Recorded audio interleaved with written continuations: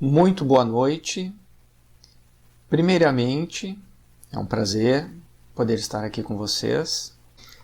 Eu gostaria de ler uma mensagem, uma pequena mensagem, que é deste livro aqui, né, Paz e Renovação, do Chico Xavier, que é por Espíritos Diversos. A mensagem 25, que é Profilaxia da Alma. De múltiplos modos, enxergamos a intervenção dos outros na salvação alheia, quando o perigo ameaça. Bombeiros, aqui e além, arrebatam criaturas ao império do incêndio, repondo-as em segurança. Médicos se devotam a enfermos, preservando-lhes a vida. E em todos os recantos da terra, guardiões dedicados das vias públicas arrancam à morte legiões de pessoas todos os dias. Um amigo acompanha o outro amigo em dificuldade, caminha com ele durante algum tempo, aparando-lhe os compromissos e livra-lhe o passo de precipitação em falência.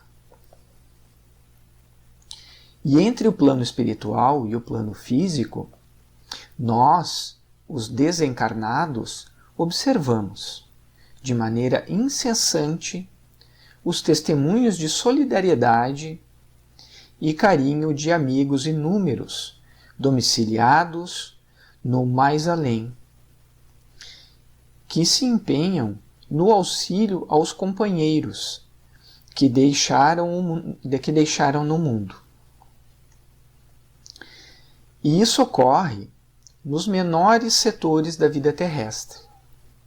Aqui é preciso suplementar a cautela de alguém, alertando-lhe a memória para fechar o gás ou desligar a força elétrica, prevenindo acidentes. Ali é necessário escoltar uma criança pelos fios intangíveis do pensamento, frustrando-lhe quedas fatais. Além, é esforço socorrer um motorista descuidado, induzindo-o a verificar essa ou aquela peça no carro, de que deve se servir coibindo o desastre possível. Mais adiante, é indispensável sugerir a determinados companheiros, em divertimento, a cessação de pequenos abusos, suscetíveis de impulsioná-los a processos de obsessão.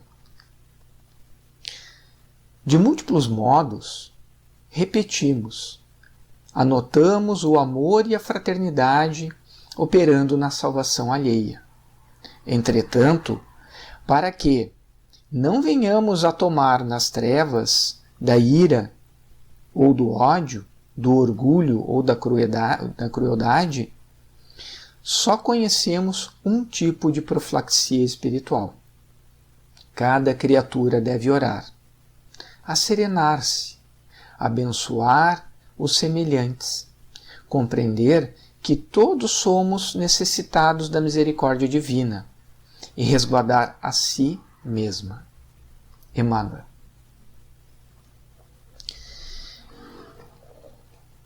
Então, meus queridos irmãos, posto isso, com essa bela mensagem, que nos traz a reflexão de que somos constantemente amparados pelo plano espiritual, damos início à nossa exposição doutrinária, cujo o título é A Prece para o Equilíbrio Espiritual. Isso está amparado pelo Evangelho segundo o Espiritismo, capítulo 27, Pedi e obtereis.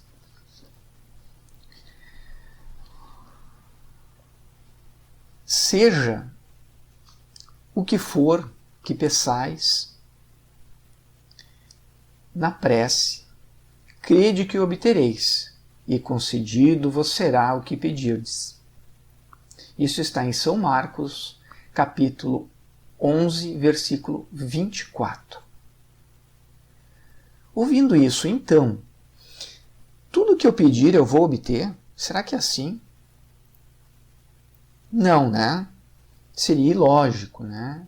Assim como acusar a providência se nós não somos atendidos. É como o pai criterioso, que recusa ao filho o que seja contrário ao seu bem. Não é? Quando um filho nos solicita algo que vai lhe fazer mal, nós negamos. Não é? Como pai que quer o bem do seu filho, nós negamos.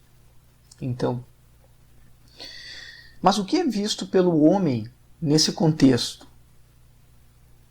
Né?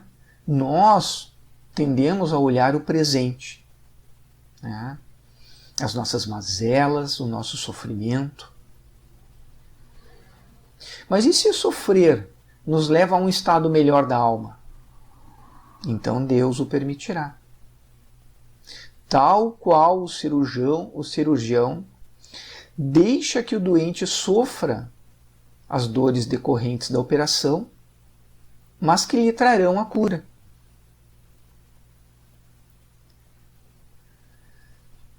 Mas então, o que eu posso obter de Deus por meio da prece?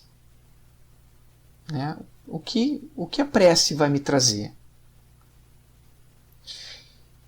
Então, meus irmãos, pedindo com fé, confiança, o que Deus nos concede é a coragem, a paciência, a resignação, que nos faz então alcançar os meios pelos quais nós tiraremos nós mesmos das dificuldades. Nós somos o protagonista de nossa história. Cristo já disse, né? Ajuda-te, que o céu te ajudará. Entretanto, não raramente, o homem quer ser socorrido por milagres, sem despender o mínimo esforço. Muitos propõem trocas com Deus, não é? Ah, meu Deus, me dá tal condição que eu melhoro. Ah, meu Deus, me conceda tal coisa, né? Que não raramente nós pedimos coisas materiais, erroneamente. Então nós tentamos, de uma forma muito equivocada, barganhar com Deus. Então a falta da verdadeira fé, aquela que reside no íntimo do ser, não aquela do culto exterior, ela retira méritos da oração. E a falta da fé, ela abre caminho para o orgulho. Ao passo, né, que o devoto atribui unicamente ao seu esforço os méritos conquistados, suprimindo toda a ajuda e intervenção divina. Deus não nos dá a certeza absoluta de suas intervenções. Por quê? Pois pela incerteza, Deus põe à prova a confiança que nele deposita a criatura e a submissão desta à sua vontade. Há um caso na Bíblia, que eu vou encurtar aqui, mas é o caso de Tobias, que é o filho de Tobit. Tobit é um senhor, né, de terras, e ele fica cego, e ele necessita de um pagamento de uma conta. Né? E envia o seu filho, né, a terras distantes, né, para receber, né, essa conta. Mas temeroso pela viagem longa e seu filho ir sozinho, Rafael, né, um servo, né, se oferece para ir junto. E durante todo o percurso, Rafael dá vários conselhos a Tobias. E conselhos que mais tarde assim, vão livrá-lo de várias situações. Né? Tobias, no seu destino, ele conhece, né, a filha de um senhor, né, que ela já havia matado. Né? Eles diziam que ela era possessa por um espírito, e todos os maridos com os quais ela já havia casado, né, haviam falecido. Né? E esse Rafael, né, ele intui ele, né, aconselha ele, né, ele se casa com essa mulher, sabendo que, né, acontecia isso com os maridos. Né? E ele é aconselhado a fazer três dias após o casamento, né, antes de suas núpcias, né, devotar, né, 3 dias ao Senhor. E ele e a esposa passam 3 dias em devotamento, em prece. Né? E o que acontece é que esse mau espírito que conduzia as ações da esposa, então, de Tobias, ele é afastado. E Tobias, né, se casa com ela, né, e permanece vivo para o espanto de todos. Né? E ele retorna ao seu pai, né? E Rafael, né, depois acontecem muitas coisas assim que ele acaba utilizando artefatos que o Rafael disse para ele guardar. Né? Então, tudo o que Rafael falou para ele foi útil e chegou a salvar a vida dele. Né? E no regresso, ao final, Rafael revela que ele é um enviado de Deus. Ele é um anjo. Né? Ele é um bom espírito que estava ali para conduzir Tobias, né, nessa viagem. E mais do que isso, né, pela fé de Tobit, do pai de Tobias, né, no regressar, Rafael, né, com a permissão de Deus, né, então é concedido o retorno da visão, a recuperação da visão de Tobit, né, que faz um grande agradecimento, uma grande oração fervorosa, né, atribuindo tudo a Deus. Né. Então vejam aí que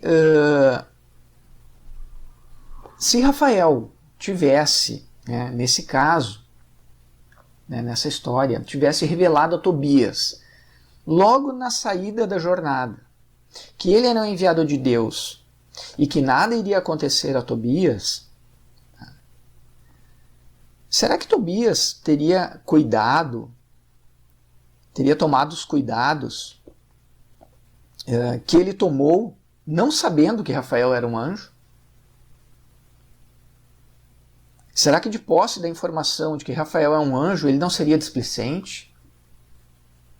Como costumamos dizer, ele não ia se jogar nas cordas? Então foi revelado ao final, para que tudo, né, todas as ações de Tobias, né, a fé dele, a vontade em cumprir a missão, para que ele não perdesse esses méritos. Né? Então, a prece, né, ela se coloca como uma invocação, mediante a qual o homem entra pelo pensamento em comunicação com o ser a quem se dirige.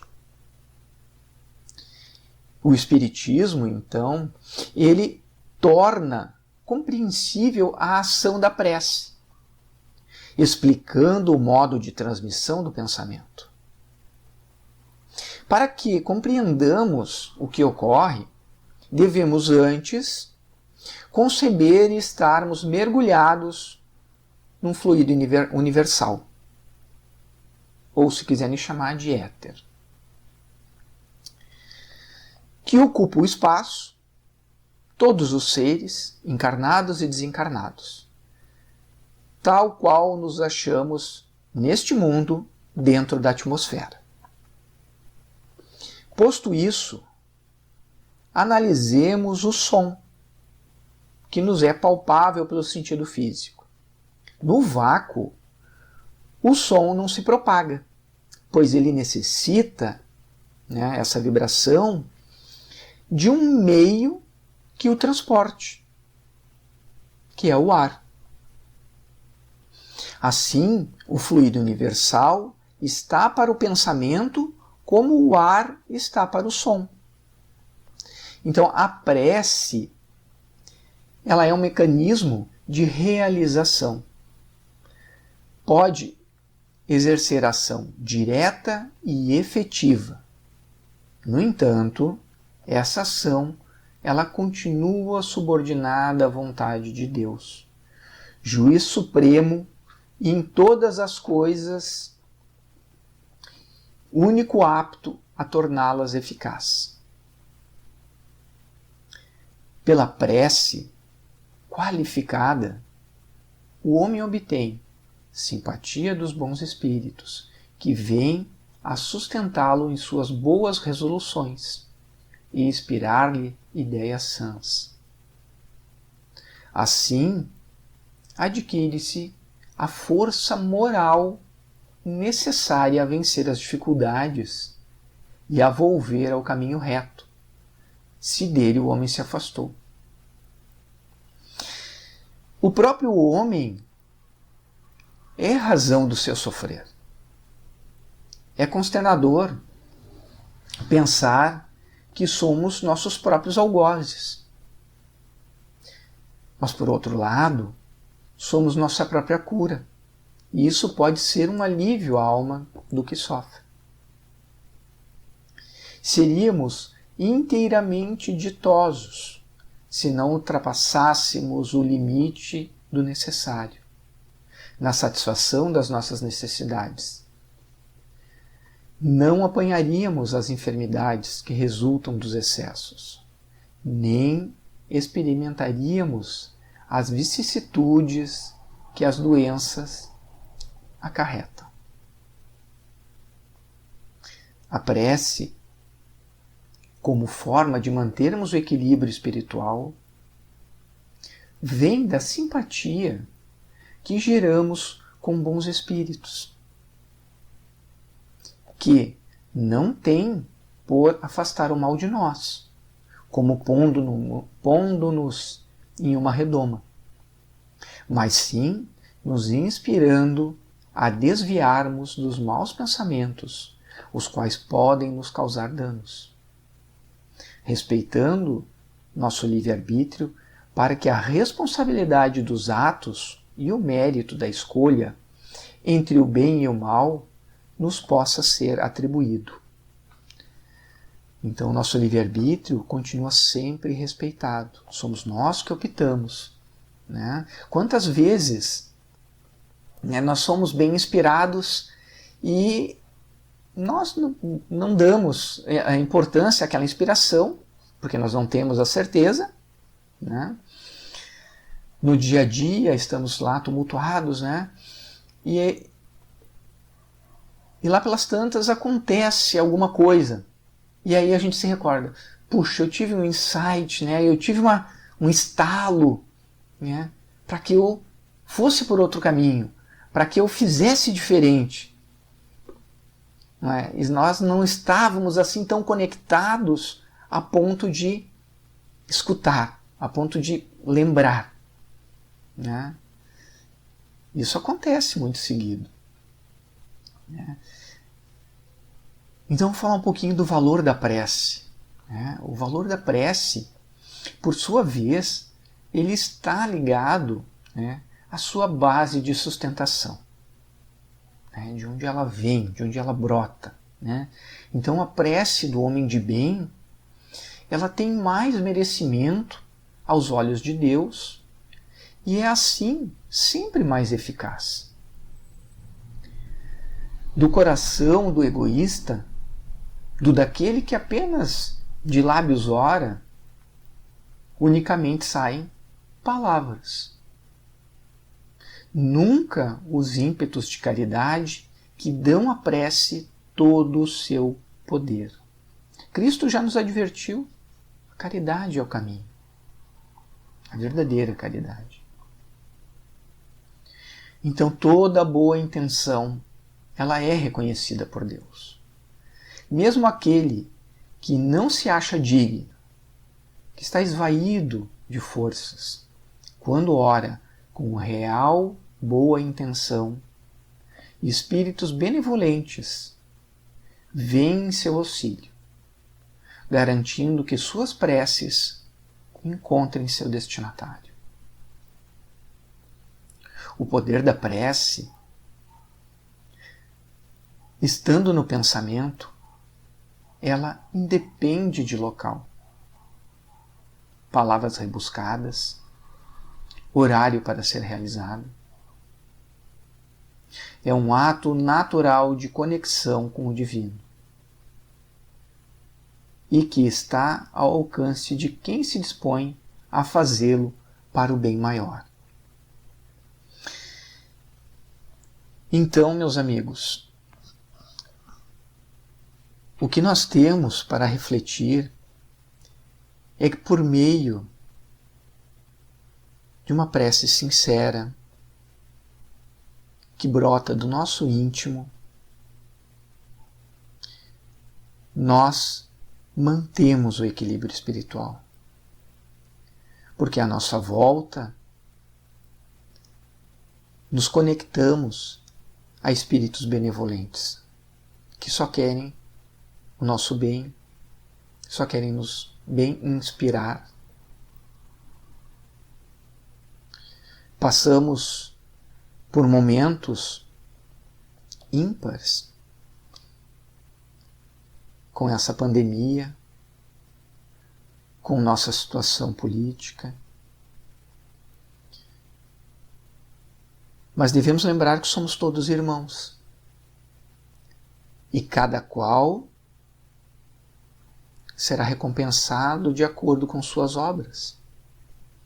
Não cabe a nós julgar, mas cabe a nós orar pelos nossos irmãos menos esclarecidos, por aqueles que se encontram na obscuridade, se encontram nas trevas, aqueles que ainda conseguem desejar mal ao seu semelhante, simplesmente por seu semelhante não concordar com suas ideias. Nós estamos em uma época em que nossa compaixão está sendo testada. Então, sejamos vencedores. Entendamos que cada um de nós terá o seu momento. Cada um de nós terá o seu despertar. E a prece é o momento em que nos recolhemos e buscamos uma conexão com o divino. É o momento em que refletimos sobre nossas próprias ações e que a nossa consciência, se prestarmos atenção nela, ela nos diz se estamos no caminho certo, se estamos no caminho errado. Porque as leis morais, as leis de Deus estão aonde? Gravadas na consciência do ser. Então, pratiquemos esse recolhimento, essa conexão com Deus através da prece, através da nossa autoanálise, o nosso orai e vigiai. É orai a Deus e vigiai a quem? O vizinho? Não. Vigiai a nós mesmos. O autoconhecimento é necessário para o melhoramento moral. Porque ninguém irá nos mudar, a não ser nós mesmos. Fiquem com Deus. Boa noite.